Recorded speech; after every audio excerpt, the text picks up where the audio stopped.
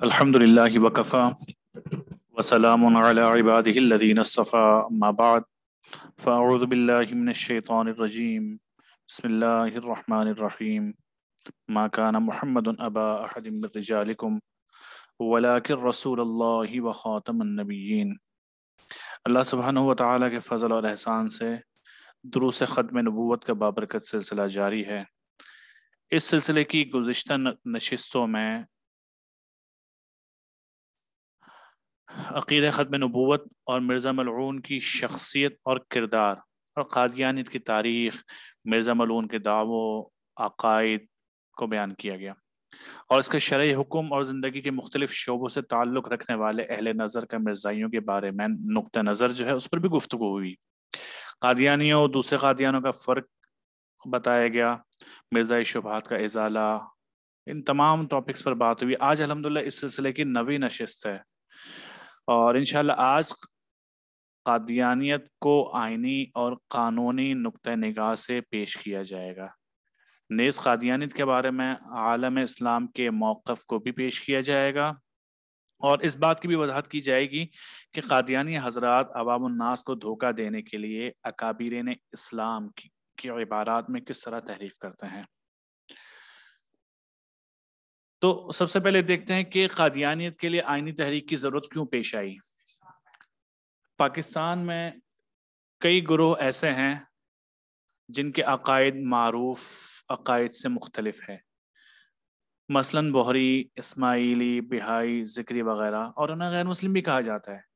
اسی طرح اثنا عشریہ شیعہ بھی ہیں جن کے لیے تحفظات موجود ہیں، مگر کبھی کسی نے ان کے لیے باقاعدہ تحریک نہیں چلائی۔ لیکن ایسی ضرورت آخر کیوں محسوس ہوئی کہ قادیانیوں کو غیر مسلم قرار دینے کے لیے باقاعدہ تحریک چلائی گئی؟ اور قادیانیت نواز لوگ اب یہ سوال کرتے ہیں کہ کیا اسلامی ریاست کو اپنے شہریوں کے کسی گروہ کے بارے میں یہ فیصلہ کرنے کا حق حاصل ہے کہ وہ مسلمان نہیں ہے؟ جیسے ہی کہ بات کرتے رہتے ہیں یہ لوگ کہ کسی ریاست کو یہ حق ہے ہی نہیں کہ وہ کسی کو غیر مسلم قرار دے سکیں۔ اب اس پس منظر کو سمجھے بغیر ریاست کے اس اقدام کی وجہ سمجھ میں نہیں آ سکتی۔ تو دراصل واقعہ یہ ہے کہ قادیانیوں کے غیر مسلم ہونے پر عوامی سطح پر کبھی کوئی شک اور اختلاف نہیں تھا، کبھی بھی نہیں۔ ہر کوئی انہیں کافر سمجھتا، ہر کوئی انہیں غیر مسلم سمجھتا تھا، مگر یہ قادیانی حضرات، ان کی ٹیکنیک اس طرح تھی کہ وہ دوسروں سے انٹریکشن میں شروع میں خود کو قادیانی کہنے سے گریز کرتے، خود کو قادیانی نہیں کہتے، بات چیت شروع کرتے ہیں وہ لوگ، اور وہ باتیں کرتے ہیں جس پر عام مسلمان یقین رکھتا ہے۔ نارمل باتیں کریں گے کہ ہم ختم نبوت پر ایمان رکھتے ہیں، ہم اللہ کو ایک مانتے ہیں، اس طرح کی باتیں کریں گے، اور پھر جب اپنے تقوی اور اخلاق کا سکہ جما لیتے تو پھر مختلف حیلے بہانے اور فتنہ انگیز منطق کا سہارا لیتے ہوئے انہیں قادیانیت کی جانب مائل کرتے اور رفتہ رفتہ قادیانی بنا لیتے۔ یعنی یہ ان کی ٹیکنیک تھی مسلمانوں کو، ایک عام سادہ مسلمانوں کو قادیانی بنانے کی۔ جس پر ایک شاعر نے کہا کہ بے وجہ تو نہیں ہے چمن کی تباہیاں، کچھ باغباں ہیں برق و شرر سے ملے ہوئے۔ اب جب اس طرح کے معاملات بہت زیادہ ہونے لگے، بہت سارے سادہ لوگ مسلمانوں کو قادیانیت میں شامل کرنا شروع کر دیا ان لوگوں نے، اور ہر جگہ سے اس قسم کی شکایات پیدا ہوئی، تو علماء کرام اور دینی حلقے اس پر مضطرب ہوئے، پریشان ہونا شروع ہو گئے، اور یہ رائے مستحکم ہوئی کہ ریاستی سطح پر انہیں غیر مسلم قرار دلوایا جائے اور ان پر خود کو مسلمان کہنے سے روکا جائے، انہیں اس دھوکہ دہی سے اور چالاکی سے روکا جائے۔ تو یوں یہ تحریک چلائی گئی کہ آئین میں ترمیم کر کے قادیانیوں کو غیر مسلم قرار دیا جائے۔ اب یہ دیکھتے ہیں کہ قادیانیت اور آئین پاکستان ان کے بارے میں کیا کہتا ہے۔ یوں تو جمہوری نظام حکومت میں کوئی بھی اہم فیصلہ ہمیشہ اکثریتی رائے کی بنیاد پر کیا جاتا ہے، یہ جمہوری نظام ہے، اس میں طریقہ کار یہی ہوتا ہے کہ اکثریت جہاں پر اس بنیاد پر فیصلہ کیا جاتا ہے۔ لیکن یہ دنیا کی تاریخ کا واحد واقعہ ہے کہ حکومت نے فیصلہ کرنے سے پہلے قادیانی جماعت کے سربراہ مرزا ناصر کو پارلیمنٹ کے سامنے اپنا نقطہ نظر پیش کرنے کے لیے بلایا۔ قادیانی خلیفہ مرزا ناصر اپنی پوری ٹیم کے ساتھ مکمل تیاری سے آیا، بڑی خوشی سے قومی اسمبلی میں آیا اور اس کے اسمبلی کے اندر داخل ہونے کا انداز بڑا فاتحانہ تھا، متکبرانہ تھا اور تمسخرانہ تھا۔ اس کا خیال تھا یہ کہ میں تعویلات کروں گا، شکوک و شبہات کے ذریعے اسمبلی کو قائل کر لوں گا، اور اسمبلی میں اس کے بیان کے بعد حکومت کی طرف سے اٹارنی جنرل جناب یحییٰ بختیار نے قادیانی عقائد کے حوالے سے اس پر جرح کی، جس کے جواب میں مرزا ناصر نے نہ صرف مذکورہ بالا تمام عقائد و نظریات کا برملا اعتراف کیا بلکہ باطل تعویلات کے ذریعے ان کا دفاع بھی کیا، مگر بری طرح ناکام رہا۔ اس کارروائی کے نتیجے میں الحمدللہ 7 ستمبر 1974 کو ملک کی منتخب پارلیمنٹ نے 13 دن کی طویل بحث کے بعد متفقہ طور پر قادیانیوں کو غیر مسلم اقلیت قرار دیا، جسے آئین یعنی ترمیم دوم ایکٹ 1974 کہا جاتا ہے، اور آئین پاکستان کی شق 106(3) اور 260(3) میں اس کا اندراج کیا گیا۔ چنانچہ آئین پاکستان کی شق 260(3) مسلم اور غیر مسلم کی تعریف یوں بیان کرتی ہے، یعنی ہمارے آئین پاکستان میں جو ایک مسلمان اور غیر مسلم کی تعریف بیان کی گئی ہے کہ کس طرح کے عقائد رکھنے والا مسلمان کہلائے گا اور کس طرح کے عقائد رکھنے والا غیر مسلم کہلائے گا۔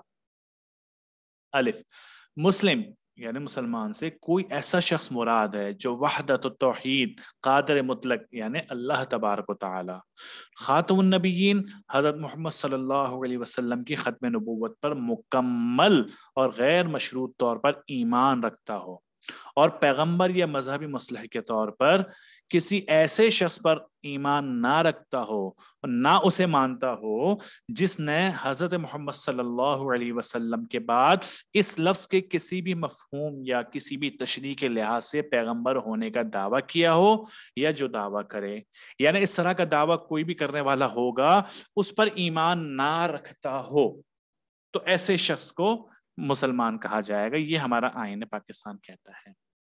اور اگلی شق کہ غیر مسلم سے کوئی ایسا شخص مراد ہے جو مسلم نہ ہو اور اس میں عیسائی، ہندو، سکھ، بدھ یا پارسی فرقے سے تعلق رکھنے والا کوئی شخص اور قادیانی گروپ یا لاہوری گروپ کا جو خود کو احمدی یا کسی اور نام سے موسوم کرتے ہوں، کوئی شخص یا کوئی بہائی اور جدولی ذاتوں میں سے کوئی سے تعلق رکھنے والا کوئی شخص شامل ہے۔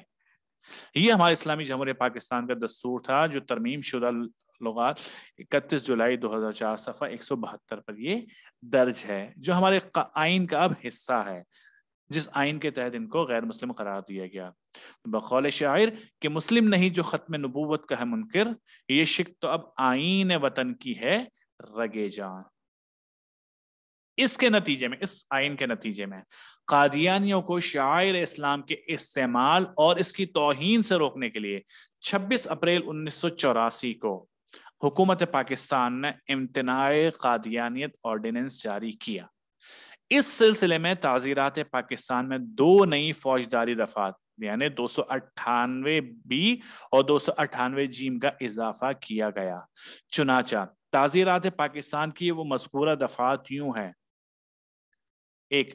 قادیانی گروپ یا لاہوری گروپ جو خود کو احمدی یا کسی دوسرے نام سے موسوم کرتے ہیں، ان کا کوئی بھی فرد جو بذریعہ تحریر یا زبانی الفاظ یا ظاہری حرکات کے ذریعے رسول اکرم صلی اللہ علیہ وسلم کے خلیفہ یا صحابی رضی اللہ عنہ کے علاوہ کسی اور شخص کا امیر المؤمنین، خلیفۃ المسلمین یا رضی اللہ عنہ کے طور پر حوالہ دے یا خطاب کرے، یا رسول اکرم صلی اللہ علیہ وسلم کی زوجہ محترمہ کے علاوہ کسی خاتون کا ام المؤمنین کے طور پر حوالہ دے یا اس لقب سے خطاب کرے، یا رسول اکرم صلی اللہ علیہ وسلم کے افراد خاندان کے علاوہ کسی شخص کا اہل بیت کے طور پر حوالہ دے یا اس نام سے خطاب کرے، یا اپنے عبادت کا نام مسجد رکھے یا اس نام سے پکارے۔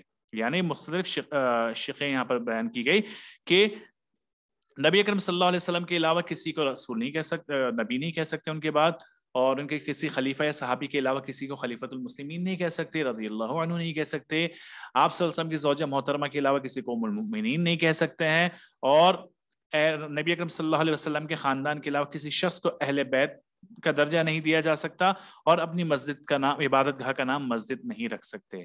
اگر ان میں سے کوئی بھی کام کیا تو کسی ایک قسم کی سزائے قید اتنی مدت کے لیے دی جائے گی جو 3 برس تک ہو سکتی، یعنی 3 سال تک کی قید بھی دی جا سکتی ہے اور جرمانہ بھی کیا جا سکتا ہے۔ اگلی شکل، قادیانی یا لاہوری گروپ جو خود کو احمدی یا کسی دوسرے نام سے موسوم کرتے ہیں، ان کا کوئی بھی فرد جو تحریری یا زبانی الفاظ یا ظاہری حرکات کے ذریعے اپنے مذہب میں مروج عبادت کے لیے بلانے کے طریقے یا صورت کا بطور اذان حوالہ دے یا اسی طرح سے اذان دے جیسے مسلمان اذان دیتے ہیں، تو اسے بھی کسی ایک قسم کی سزائے قید اتنی مدت کے لیے دی جائے گی جو 3 برس تک ہو سکتی ہے اور اس پر جرمانہ بھی ہوگا۔ یعنی ان میں سے کوئی بھی شخص اپنے مسلمانوں کی طرح اذان نہیں دے سکتے، اور اپنے عبادت کے لیے جیسے ہم اذان دیتے ہیں تو اپنی عبادت کے لیے وہ کسی بھی کلمات کا انتخاب کریں تو اس کو اذان بھی نہیں کہہ سکتے۔ اگر اس طرح کا کوئی معاملہ کریں گے تو 3 سال تک کی قید اور سزا بھی ہو سکتی ہے ان کو۔ اگلی شکل، قادیانی گروپ یا لاہوری گروپ جو خود کو احمدی یا کسی دوسرے نام سے موسوم کرتے ہیں، ان کا کوئی شخص جو بلا واسطہ یا بالواسطہ خود کو مسلمان ظاہر کرے یا اپنے مذہب کو اسلام کے طور پر موسوم کرے یا منسوب کرے یا الفاظ کے ذریعے خواہ زبانی اور تحریری یا مرئی نقوش کے ذریعے اپنے مذہب کی تبلیغ یا تشہیر کرے یا دوسروں کو اپنا مذہب قبول کرنے کی دعوت دے یا کسی بھی طریقے سے مسلمانوں کے مذہبی احساسات کو مجروح کرے، تو ان کو کسی ایک قسم کی سزائے قید اتنی مدت کے لیے دی جائے گی جو 3 سال تک ہو سکتی ہے اور جرمانے کا بھی مستوجب ہوگا۔ یعنی یہ لوگ خود کو مسلمان نہیں کہہ سکتے اور جس بھی مذہب پر یہ یقین رکھتے ہیں ان کے پیروکار ہیں اس کو اسلام نہیں کہہ سکتے، اپنے مذہب کی تبلیغ نہیں کر سکتے، اس کی تشہیر نہیں کر سکتے اور اپنے مذہب کو قبول کرنے کے لیے دوسروں کو دعوت بھی نہیں دے سکتے۔ ان میں سے کوئی بھی کام کریں گے تو ان کو سزا ملے گی اور جرمانہ بھی لگے گا ان کے اوپر۔ تو اب یہ باتیں ہمارے آئین کا حصہ بن چکی ہیں۔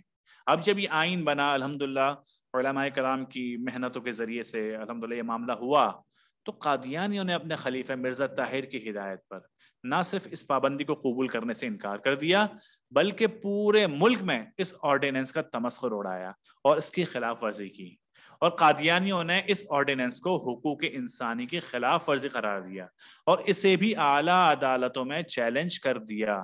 لیکن 3 جولائی 1993 کو تمام اپیلیں خارج کر دی۔ مسلمانوں کا معاملہ بہت مضبوط تھا اس اعتبار سے۔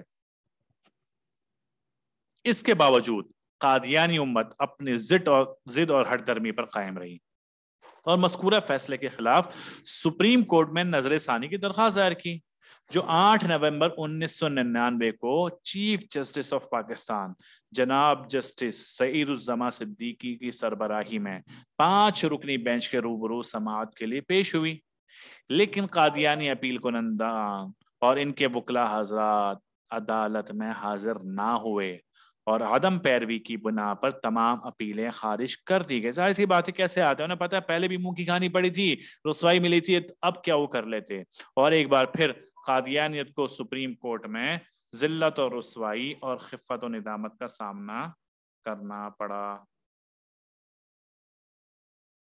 اور بلا شبہ اس بارے میں اللہ رب العزت کا ارشاد کہ وَقُلْ جَاءَ الْحَقُّ وَزَهَقَ الْبَاطِلُ إِنَّ الْبَاطِلَ كَانَ زَهُوقًا، اور کہو کہ حق آ پہنچا اور باطل مٹ گیا، اور یقیناً باطل ایسی ہی چیز ہے جو مٹنے والی ہے۔ بلا شبہ قادیانیت باطل ہے اور جب حق آئے گا تو باطل نے مٹنا ہے۔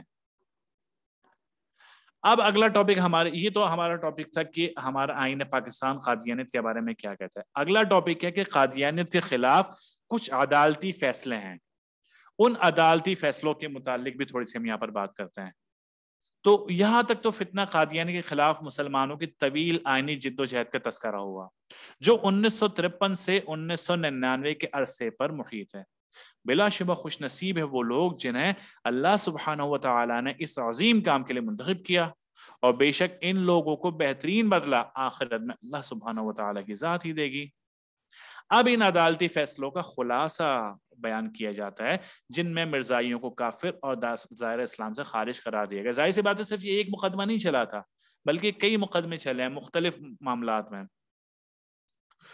مشہور ترین اس میں مقدمہ بہاولپور ہے۔ یہ حق اور باطل یعنی قادیانیت کے خلاف پہلی قانونی جنگ تھی جو احمد پور شرقیہ ریاست بہاولپور میں عبد الرزاق نامی ایک شخص جو مرزائی ہو کر مرتد ہو گیا۔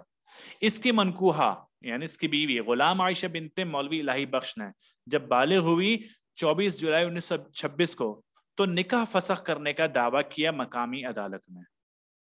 قادیانیوں نے ڈسٹرکٹ جج محمد اکبر کو لالچ دے کر اور ڈرا دھمکا کر پھنسانے کی بھرپور کوشش کی، اور ساتھ میں حکومت برطانیہ نے بھی اس پر دباؤ ڈالا، کیونکہ اگر یہ مقدمہ جیت جاتے تو آگے ان کے لیے آسانی ہوتی۔ مسلمانوں کی طرف سے اس مقدمے میں علامہ انور شاہ کشمیر رحمہ اللہ امیر المؤمنین فی الحدیث ان کو مرکزی حیثیت حاصل تھی۔ علامہ انور شاہ کشمیر رحمۃ اللہ علیہ اس فیصلے کے لیے بےتاب تھے۔ مولانا محمد صادق مرحوم سے فرمایا کہ اگر میں زندہ رہا تو فیصلہ خود سن لوں گا، اور اگر فوت ہو جاؤں تو میری قبر پر آ کر فیصلہ سنا دیا جائے۔ لیکن یہ مقدمہ طویل تر ہوتا گیا اور علامہ کشمیر رحمۃ اللہ علیہ کا انتقال 1933 میں ہو گیا۔ بالآخر 7 فروری 1935 تقریباً 9 سال کے بعد مسلمانوں کے حق میں فیصلہ ہوا، اور مولانا محمد صادق مرحوم نے علامہ کشمیر رحمۃ اللہ علیہ کی وصیت کو پورا کیا اور آپ علیہ رحمہ کی قبر پر جا کر یہ فیصلہ سنایا۔ تو مقدمہ بہاولپور جو ہے یہ بھی ان کے خلاف ہوا،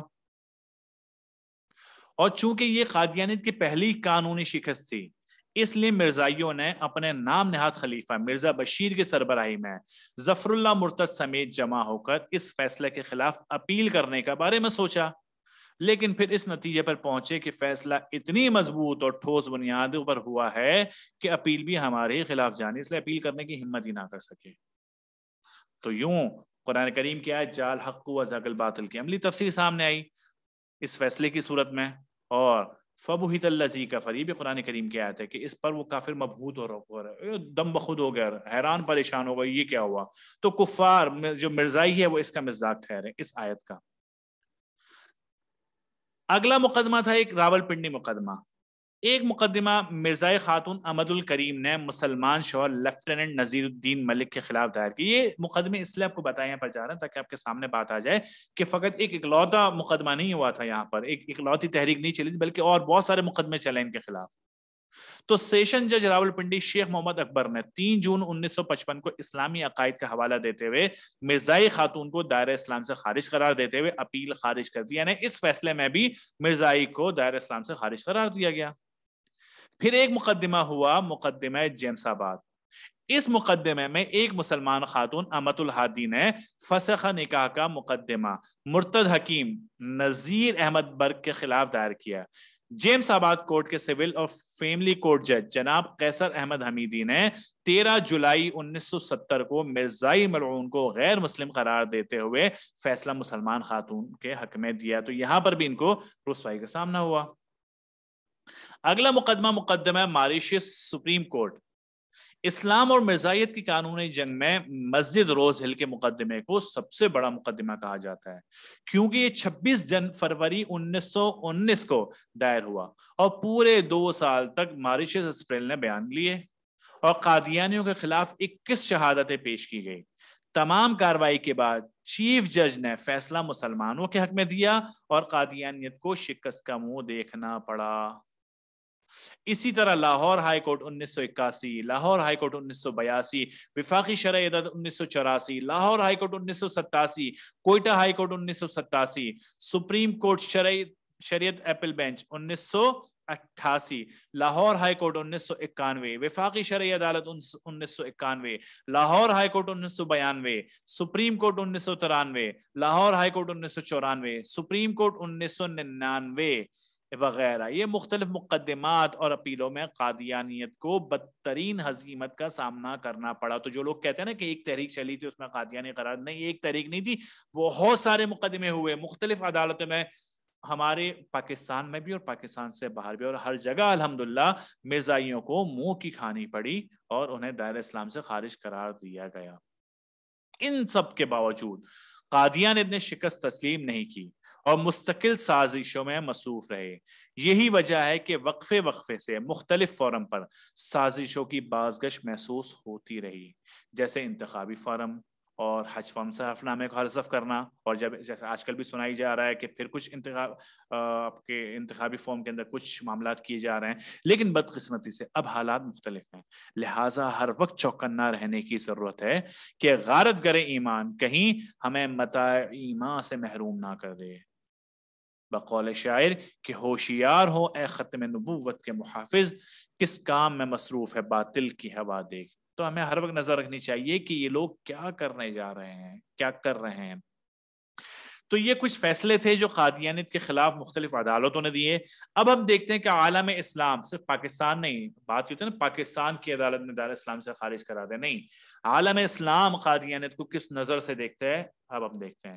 تو قادیانیت کا مرکز تو ہندوستان تھا، لیکن اپنے آقاؤں کے مفادات کے تحفظ کے لیے جہاں جہاں برطانوی سامراج کو مسلمانوں سے مزاحمت کا سامنا تھا، جہاں جہاں پر مسلمانوں کے خلاف تحریکی چلائی، وہاں اس فتنے نے اپنے پرپرزے پھیلائے۔ چنانچہ ایک مقام پر مرزا ملعون لکھتا ہے کہ یہ کتابیں، یعنی اس نے اپنی کتابیں مختلف زبانوں، اردو، فارسی، عربی میں تالیف کر کے لکھ کر اسلام کے تمام ملکوں میں پھیلا دی، یہاں تک کہ اسلام کے 2 مقدس شہروں مکہ اور مدینہ میں بھی بخوبی شائع کر دی، اور روم کے پایہ تخت قسطنطنیہ اور بلاد شام اور مصر، کابل اور افغانستان کے متفرق شہروں میں جہاں تک ممکن تھا اشاعت کر دیا، یعنی پوری دنیا میں تقریباً اس نے اپنی کتابوں کو پھیلا دیا۔ چنانچہ تمام عالم اسلام نے متفقہ طور پر مرزا ملعون اور اس کے متبعین کو، ماننے والوں کو کافر اور دار اسلام سے خارج قرار دیا۔ تو یہ الزام نہ رہے کہ صرف پاکستانی عدالتوں نے اس کو اسلام سے باہر کیا، نہیں، پورے عالم اسلام نے۔ تو عالم اسلام کے مختلف حلقوں اور اداروں کے کچھ فتاوا اور ان کا بھی خلاصہ پیش کیا جاتا ہے۔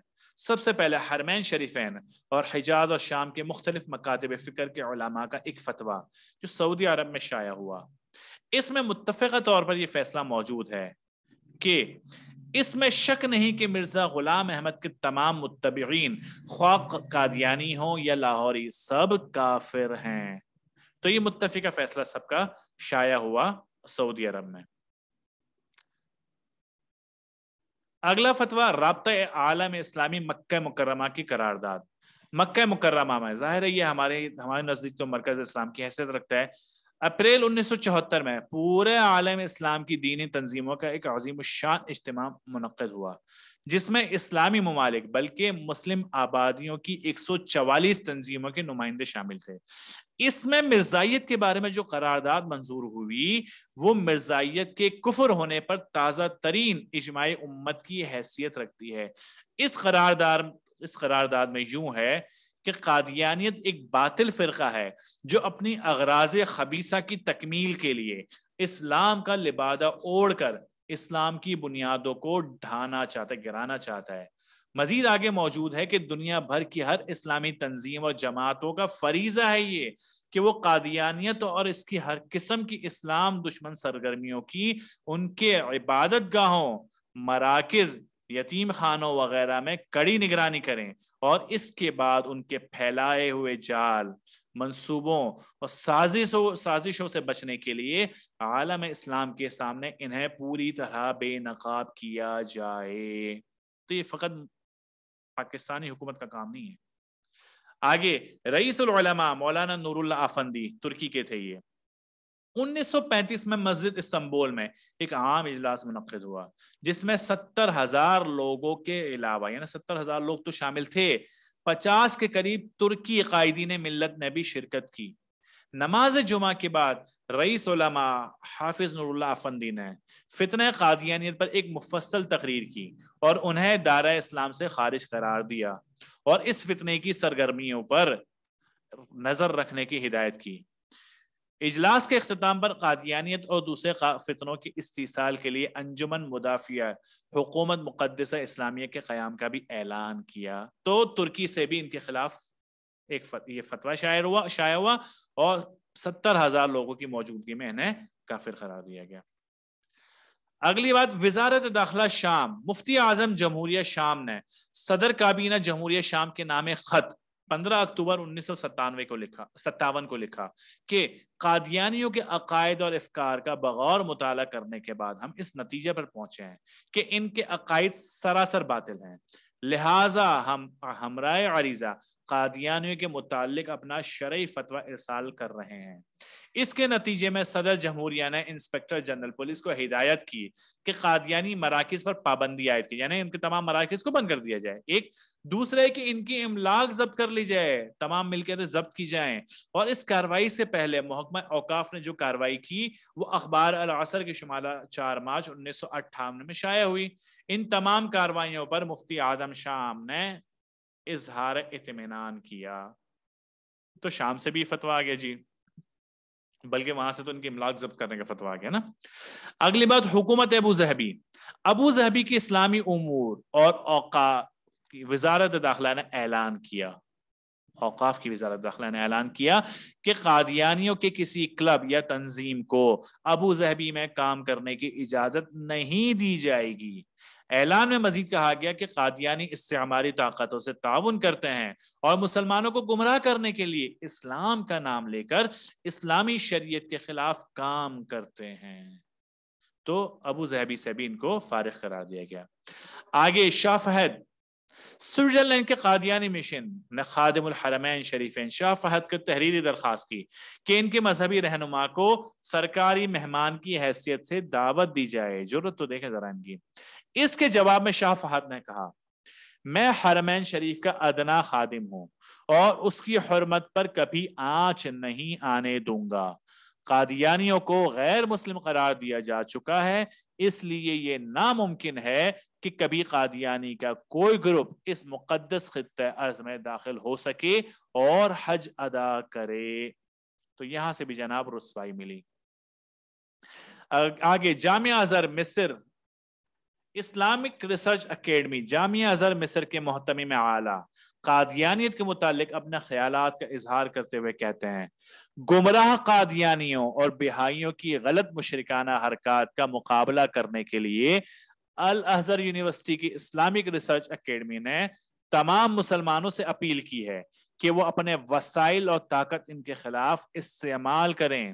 اسلامک ریسرچ اکیڈمی نے ان گمراہ گروہوں کو دہریہ اور مجرمانہ خیالات پھیلانے کا ذمہ دار قرار دیا ہے، اور یہ گمراہ لوگ اللہ کے دین کے خلاف غنڈوں کا کردار ادا کر رہے ہیں۔ مسلمانوں کے لیے یہ ضروری ہے کہ وہ ان کی مجرمانہ حرکتوں کا مقابلہ ہر طبقے سے کریں۔ تو یہاں سے بھی بڑا سخت معاملہ ان کے ساتھ ہوا۔ تو فقط پاکستانی حکومت، پاکستانی عدالتوں کا کام نہیں تھا، بلکہ تمام عالم اسلام کی نظر میں ان کو کافر قرار دیا گیا۔ اور مزید یہ صرف عالم اسلام نے قادیانیوں کو کافر قرار نہیں دیا گیا۔ اب ہم یہ دیکھتے ہیں کہ غیر مسلم جن کا تعلق اسلام سے نہیں ہے وہ قادیانیوں کے بارے میں کیا رائے رکھتے ہیں، اس کو بھی دیکھتے ہیں۔ جی،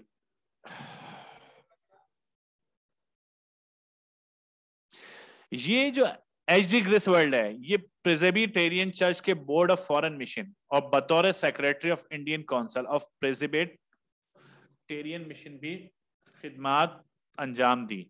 اس نے مرزا ملعون کی زندگی میں ہی مرزا ملعون کے دعوی مہدی و مسیح کا تجزیہ کیا۔ ایک مقام پر لکھتا ہے کہ مرزا غلام احمد اور پنڈت دیانند، یہ ہندو تھا، اس کے بارے میں ہم پہلے تذکرہ کر چکے ہیں کہ اس نے مسلمانوں کے خلاف کتاب لکھی تھی۔ ان میں دو باتیں یکساں قابل توجہ اور دلچسپ معلوم ہوتے ہیں۔ قادیان اور گجرات کے داناؤں میں، یعنی گجرات کا تھا یہ پنڈت دیانند اور قادیان سے مرزا غلام احمد، کہتے ہیں اس میں دوسری مشابہت یہ ہے کہ دونوں زو معنی گفتگو کرتے ہیں، یعنی جس کے ڈبل میننگز ہوں۔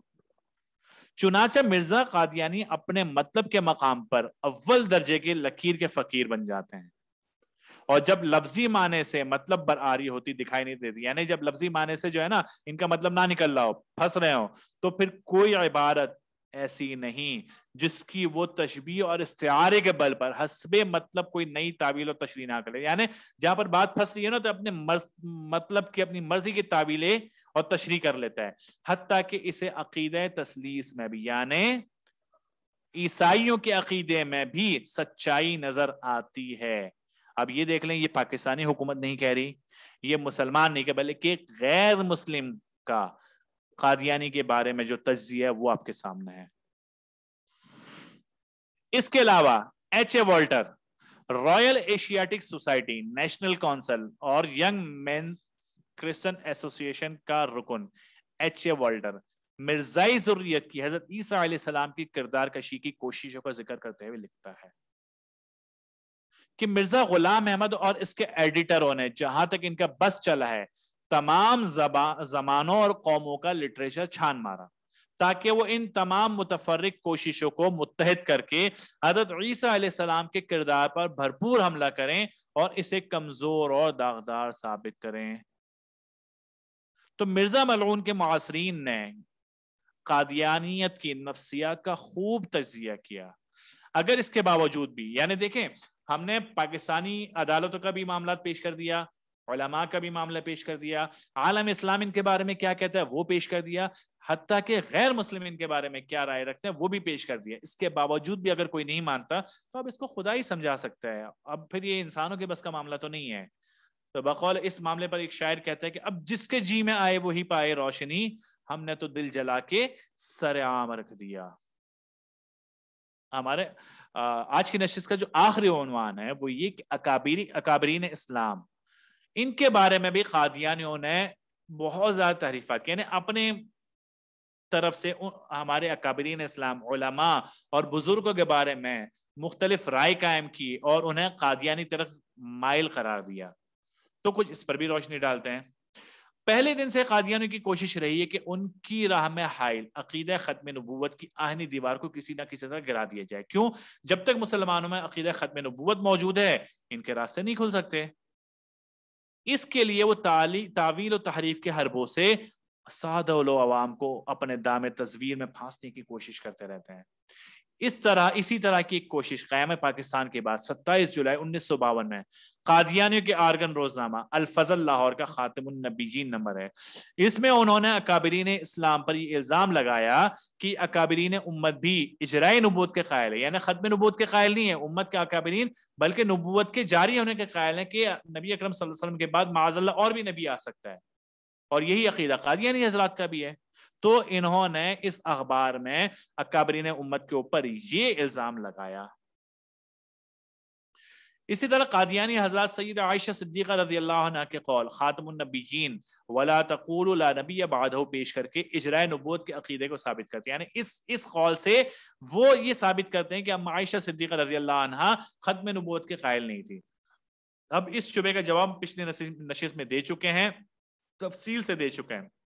خلاصہ یہ کہ قول کوئی بلا سند تھا اور اس کی کوئی سند نہیں تھی. دوسرے یہ کہ قادیانی حضرات ادھوری بات نقل کرتے ہیں, اس لیے کہ اس قول کے بعد آگے جو روایت میں حضرت عیسیٰ علیہ السلام کی دوبارہ تشریف آوری کا ذکر ہے, نہ کہ کسی نئے نبی کی آمد اجرائے نبوت کا. یہ تفصیلی بات ہم پچھلے نشست میں کر چکے ہیں, اس کو وہیں پر سمجھا جائے اس بات کو.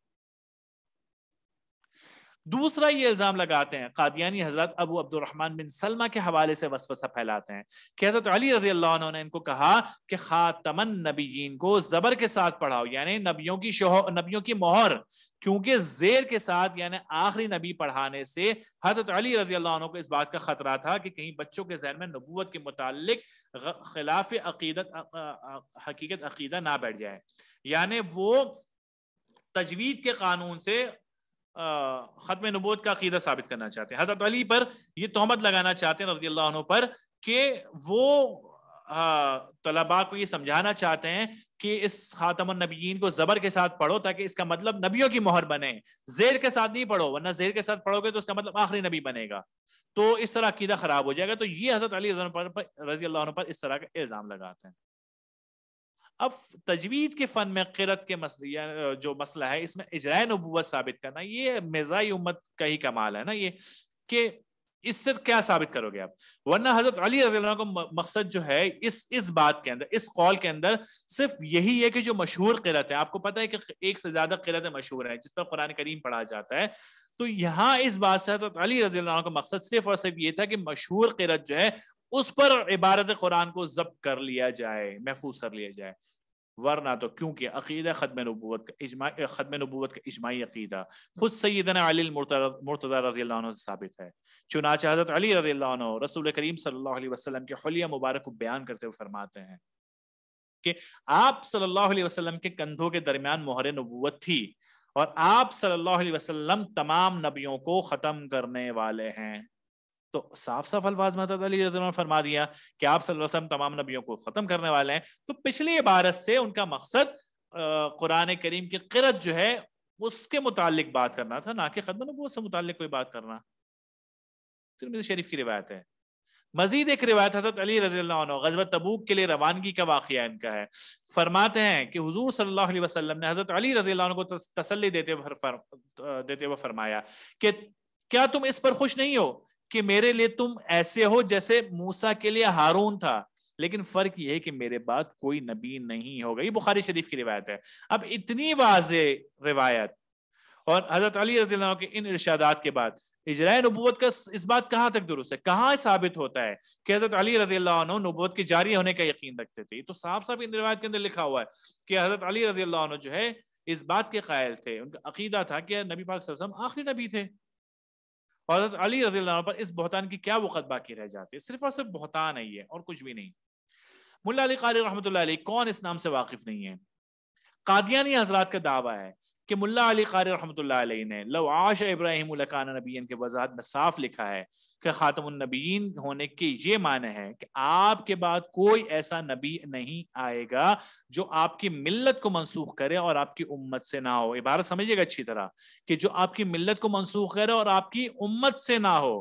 تو اس جملے سے یعنی ایسا نبی نہیں آ سکتا جو آپ کی امت سے ہو، یعنی آپ کی امت سے باہر کا جو ہوگا نبی بن سکتا ہے. ان کا کہنے کا مقصد یہ ہے. تو اس طرح اجراء نبوت کشید کرتے ہیں یہاں سے. تو قادیانی حضرت یہاں بھی اپنے فطری دجل و فریب سے باز نہ رہ سکے اور ادھوری بات نقل کی. پہلی بات تو یہ کہ ادھوری بات نقل کی انہوں نے. چنانچہ پہلے تو ملا علی قاری رحمۃ اللہ علیہ کی مکمل عبارت دیکھتے ہیں کہ مکمل عبارت دراصل ہے کیا، تاکہ ان کا دجل واضح ہو سکے. لکھتے ہیں ملا علی قاری رحمۃ اللہ علیہ کہ اگر صاحبزادہ ابراہیم یعنی نبی اکرم صلی اللہ علیہ وسلم کے صاحبزادہ حضرت ابراہیم رضی اللہ عنہ زندہ رہتے اور نبی ہوتے، اسی طرح اگر حضرت عمر رضی اللہ عنہ نبی ہوتے تو ہر دو یعنی یہ دونوں صاحب نبی اکرم صلی اللہ علیہ وسلم کے متبعین اور تابع داروں میں سے ہوتے، جیسا کہ حضرت عیسیٰ اور الیاس زندہ ہیں. اب چونکہ قادیانی حضرات حضرت عیسیٰ علیہ الصلوۃ والسلام اور حضرت خضر علیہ السلام کی موت کے قائل ہیں، ان کے نزدیک یہ دونوں حضرات کا انتقال ہو چکا ہے. اب اس پیش کردہ حوالے سے ان کی اس عقیدے کی تردید ہوتی ہے، اس لیے کہ ان کے نزدیک تو کشمیر میں حضرت عیسیٰ علیہ السلام کی قبر ہے. اب اگر یہ پوری روایت نقل کر لیتے تو ان کی اس عقیدے کی تردید ہو جاتی. تو اس لیے خیانت کرتے ہوئے اس بات کو ماں کے دودھ کی طرح ہضم کر گئے. لہٰذا ملا علی قاری رحمۃ اللہ علیہ کا مذکور حوالہ قادیانی حضرات کے لیے مفید تو نہیں ہے. اب یا تو مکمل بات کو تسلیم کریں ورنہ ادھوری بات سے استدلال کرنا کیا معنی رکھتا ہے. اس کے بعد جانتے ہیں کہ ملا علی قاری رحمۃ اللہ علیہ کی اس عبارت کا مقصد حضرت عیسیٰ علیہ السلام کی تشریف آوری کو بیان کرنا ہے. یعنی اس عبارت سے حضرت عیسیٰ علیہ السلام کا دنیا میں دوبارہ تشریف لانا بیان کرتے ہیں. اس سے مراد ان کا یہ نہیں تھا کہ نبوت کا سلسلہ جاری ہو جائے گا، کیونکہ عقیدہ ختم نبوت بیان کرتے ہوئے ملا علی قاری رحمۃ اللہ علیہ لکھتے ہیں کہ تحقیق نبی اکرم صلی اللہ علیہ وسلم نے انبیاء کے سلسلے کو ختم کیا ہے، اس طرح کہ آپ سب سے آخر میں تشریف لائے ہیں، بس آپ صلی اللہ علیہ وسلم کے بعد کوئی نبی نہیں ہوگا. یعنی کسی ایک کو حضور صلی اللہ علیہ وسلم کے بعد نبوت نہیں دی جائے گی. بس نزول عیسیٰ علیہ الصلوۃ والسلام کے مخالف نہ ہوا، جبکہ وہ آپ صلی اللہ علیہ وسلم کے تابع شریعت ہو کر اور قرآن و سنت سے امداد حاصل کرنے والے ہو کر آئیں گے. تو یہاں تو اجراء نبوت ثابت کہیں بھی نہیں ہوتی، بلکہ یہاں تو صاف صاف انہوں نے کہہ دیا کہ نبی اکرم صلی اللہ علیہ وسلم آخری نبی ہیں، نبیوں کے سلسلے کو ختم کرنے والے ہیں، اور حضرت عیسیٰ علیہ الصلوۃ والسلام دوبارہ دنیا میں تشریف لائیں گے اور شریعت کے تابع ہو کر لائیں گے. تو ملا علی قاری رحمۃ اللہ علیہ کی یہ عبارت مرزائیوں کے لیے زہر قاتل سے کم نہیں. کیوں؟ اس لیے کہ اس عبارت میں نبی اکرم صلی اللہ علیہ وسلم کی ختم نبوت کا واشگاف اعلان ہے اور حضرت عیسیٰ علیہ السلام کے زندہ ہونے اور آخری دور میں دوبارہ نازل ہونے کی تصریح ہے، جبکہ مرزائی ان کی وفات کے قائل ہے.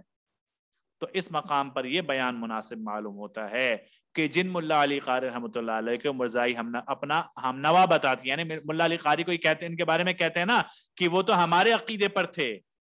وہ منکر ختم نبوت کو کیا کہتے ہیں؟ خود ان کے بارے میں پڑھتے ہیں کہ ملا علی قاری رحمۃ اللہ علیہ ان کے بارے میں کیا کہتے ہیں تو ملا علی قاری رحمۃ اللہ علیہ فرماتے ہیں کہ نبوت کا دعویٰ ہمارے نبی اکرم صلی اللہ علیہ وسلم کے بعد بالاجماع کفر ہے، یعنی جو بھی نبوت کا دعویٰ کرے گا وہ کافر ہے۔ تو آپ تو ملا علی قاری رحمۃ اللہ علیہ کو اپنا ہم نوا بتاتے ہیں، لیکن ملا علی قاری رحمۃ اللہ کا فتوی اس بارے میں تو یہ کہ آپ لوگ کافر ہیں، کیونکہ آپ لوگوں نے دعویٰ کیا نا نبوت کا۔ آگے دیکھتے ہیں کہ قادیانی حضرات شاہ ولی اللہ محدث رحمۃ اللہ علیہ کے بارے میں کیا فرماتے ہیں۔ یہ لکھتے ہیں قادیانی حضرات کہ شاہ ولی اللہ رحمۃ اللہ علیہ نے فرمایا کہ حضرت صلی اللہ علیہ وسلم پر نبی ختم ہو گئے، یعنی آپ صلی اللہ علیہ وسلم کے بعد کوئی ایسا شخص نہیں ہو سکتا جس کو شریعت دے کر لوگوں کی طرف معمور کرے۔ ایک اور دجل اور فریب ان کا۔ تو قادیانی حضرات اس عبارت سے غیر تشریع نبی کا جواز نکالتے ہیں، یعنی ایک ایسا نبی آ سکتا ہے جو نئی شریعت لے کر نہ آئے بلکہ پچھلی شریعت کو فالو کروائے۔ تو یہاں سے غیر تشریع نبی کا معنی نکالتے ہیں یہاں سے، اور بندوق رکھی جا رہی ہے شاہ ولی اللہ محدث دہلوی رحمۃ اللہ علیہ کے اوپر۔ تو مناسب معلوم ہوتا ہے کہ اپنی طرف سے ہم کچھ نہ کہیں اور بجائے اس کے شاہ صاحب کی اسی تصنیف سے عقیدہ ختم نبوت بیان کیا، جس تصنیف سے یہ لوگ ان کے متعلق بات کرتے ہیں، تو اس سے واضح ہو جائے گا کہ مرزائیوں کا یہ استدلال باطل ہے اور حضرت شاہ صاحب رحمۃ اللہ علیہ پر جھوٹ بہتان افترا ہے۔ چنانچہ حضرت شاہ صاحب رحمۃ اللہ علیہ ایک مقام پر حضرت محمد مصطفیٰ صلی اللہ علیہ وسلم کی ختم نبوت اور رسالت عامہ بیان کرتے ہوئے فرماتے ہیں کہ اور محمد صلی اللہ علیہ وسلم خاتم النبیین ہے، آپ صلی اللہ علیہ وسلم کے بعد کوئی نبی نہیں، اور آپ صلی اللہ علیہ وسلم کی دعوت تمام انسانوں اور جنات کے لیے عام ہے۔ آپ صلی اللہ علیہ وسلم اس خاصہ اور اسی طرح کے دوسرے خواص کے لحاظ سے افضل الانبیاء ہیں۔ تو حضرت صاحب تو فرماتے کہ محمد صلی اللہ علیہ وسلم خاتم النبیین ہے اور کوئی نبی بعد میں نہیں آئے گا، آپ حضرت پھر کیسے کہتے ہیں کہ وہ آپ کے ہم نوا ہیں؟ تو جھوٹ اور افتراء تو ان کی رگ رگ میں موجود ہے۔ اسی کتاب کے ایک دوسرے مقام پر رسول اللہ صلی اللہ علیہ وسلم کی ختم نبوت کی حکمت بیان کرتے ہیں۔ حضرت شاہ صاحب رحمۃ اللہ علیہ فرماتے ہیں کہ انبیاء ایک کے بعد ایک کمال کو ختم کرتے رہے، اور جو ان کے بعد ہے وہ صرف اس کے ایک شعبے میں قائم ہوتا ہے، خواہ اس کے تابع ہوں یا دوسرے کمال میں، حتیٰ کہ سید المرسلین صلی اللہ علیہ وسلم پائے گئے تو آخری درجہ قائم ہو گیا، اور وہاں سے وہ نشاتیں پیدا ہوئیں جن کو تفصیل سے بیان کرنا مشکل ہے، اور اس دورے کو ختم کرنے والے ہو گئے۔ اس لیے آپ صلوات اللہ علیہ وسلم کے بعد کسی نبی کا پایا جانا ممکن نہیں ہے۔ شاہ ولی اللہ رحمۃ اللہ علیہ ختم نبوت کے عقیدے کے قائل ہیں۔ تو کہاں امت کا متفقہ عقیدہ ختم نبوت اور کہاں مرزائی امت کی فریب کاریاں ہیں۔ یہی وجہ ہے کہ مخلص اہل ایمان ہما وقت مرزائی امت کی فریب کاریوں کا پردہ چاک کرنا اپنا فرض منصبی سمجھتے ہیں، تاکہ یہ گمراہ لوگ سادہ لو عوام کے ایمان پر ڈاکہ نہ ڈال سکیں۔ بقول شاعر، مرزائیوں سے قطع تعلق ہے ناگزیر، ان کے ہر ایک راز سے پردہ اٹھائے۔ جب بعض لوگ پوچھتے ہیں نا ہم سے کہ یار فلاں ٹاپک کیوں چھڑا تھا، فلاں کیوں چھڑا، بھائی ہر راز سے ان کے پردہ اٹھائے جا۔ علماء کے بارے میں جو تحریف کی وہ بھی بتانی چاہیے، ان کے کردار کے متعلق بتانا چاہیے، ان کی شخصیات کے متعلق بتانا چاہیے، اور قرآن کے متعلق ان کی تحریفات جو ہے، احادیث مبارکہ کے بارے میں جو تحریفات ہیں، صحابہ کرام رضی اللہ عنہم اجمعین کے بارے میں، غرض جہاں جہاں پر بھی انہوں نے اپنی یہ دجل اور فریب پھیلایا، ان ہر ایک معاملے سے پردہ اٹھانا چاہیے۔ تو آج کی نشست میں ہم نے دین و ملت کو غدار قادیانیوں کی آئینی اور قانونی حیثیت کو بیان کیا کہ قادیانی امت نہ صرف شرعی اصولوں کے اعتبار سے دائرہ اسلام سے خارج، بلکہ پاکستان کا آئین اور قانون بھی انہیں دائرہ اسلام سے خارج قرار دیتا ہے۔ تو محب وطن اہل اسلام کے لیے یہ لمحہ فکریہ ہے کہ ہمارے ارباب سیاست اپنے ذاتی مفادات کے لیے آئین اور قانون کا راگ الاپتے ہوئے نہیں تھکتے، اور ملک کے وسیع تر مفاد میں جمہوریت کی راگنی گاتے رہتے ہیں، لیکن جب بات فتنہ قادیانیت کی آتی ہے تو انہیں سانپ سونگ جاتا ہے، اور وہ قادیانی کے صفوں میں شانہ بشانہ ان کے کھڑے دکھائی دیتے ہیں، اور ایسا کرتے وقت نہ تو قانون شکنی کا مقدمہ درج ہوتا ہے اور نہ ہی آئین شکنی کی دفعات لاگو ہوتی ہے۔ دیکھیں نا، آئین بھی تو ہمارے یہی کہتا ہے نا، قانون یہی کہتا ہے، تو ان کے ساتھ شامل ہونے والوں کو برزائی سے بدل قانون توڑا، آئین ٹوٹا، مقدمہ قائم ہونا چاہیے، لیکن ایسا نہیں ہوتا ہے۔ اس کے برعکس اگر کوئی اسلام کے متفق عقیدے کی حفاظت کی بات کرے، یعنی عقیدہ ختم نبوت کی، تو قومی سلامتی کو خطرات لاحق ہو جاتے ہیں۔ بہت ساری مثالیں آپ حضرات کے سامنے ہے۔ تو بقول شاعر، چھپا کر آستین میں بجلیاں رکھی ہیں گردوں نے، عناد الباغ کے غافل نہ بیٹھے آشیانوں میں۔ دعا ہے کہ اللہ رب العزت ہماری اس ادنا سی کاوش کو شرف قبولیت عطا فرمائے، اور روز محشر ہمیں محافظین ختم نبوت میں شامل فرمائے، اور ہمیں خاتم النبیین شافع محشر حضرت محمد مصطفیٰ صلی اللہ علیہ وسلم کی شفاعت نصیب فرمائے۔ آمین۔ وآخر دعوانا ان الحمد للہ رب العالمین۔